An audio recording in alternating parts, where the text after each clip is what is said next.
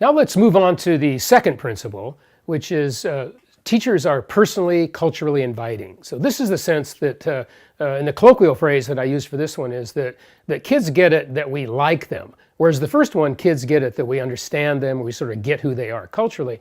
But in this one, it's similar but different in a way, in the sense that kids get it that we like them, we enjoy being with them, we enjoy being in their presence. We are teaching because we like kids, and we also like the diversity in our classrooms.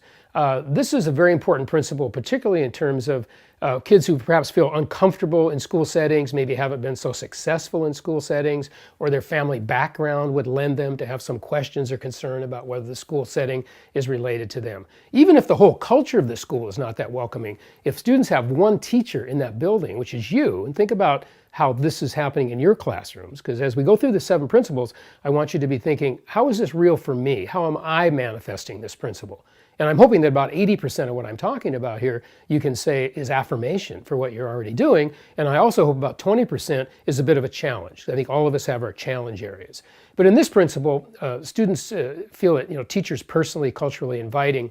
One of the stories that comes to mind is elementary classroom I went into, and usually elementary teachers are really good at this one, very focused on the students and that welcoming, safe environment.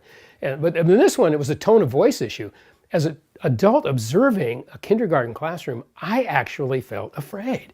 I felt like teacher's voice was communicating sort of anger and discomfort and not really liking kids. And that is not what I normally see in elementary schools. Normally I see teachers with a soft tone of voice or a very engaging tone of voice and welcoming.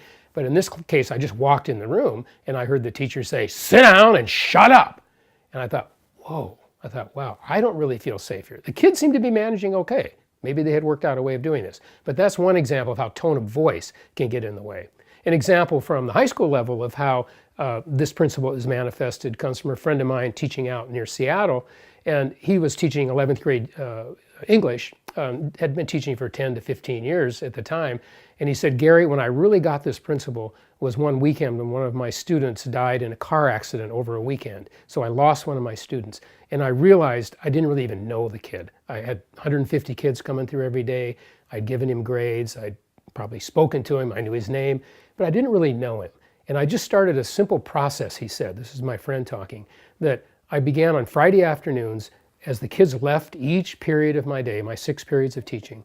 I would be by the door, I'd say their name, I'd say, 'Have a good weekend, have a safe weekend, see you Monday, good having you here,' handshake, pat on the shoulder, some connection with each student." And it made a profound difference in his classroom. He told me that the students started expecting him to do this. And if he forgot on a Friday and was not at the door, these 17, 18-year-old kids would say, Mr. Denman, get by the door, it's Friday." And so this need to be connected with, to be seen, to be welcomed in a personal way, not just in terms of your culture and your ethnicity and your difference, but in terms of your humanness in that classroom.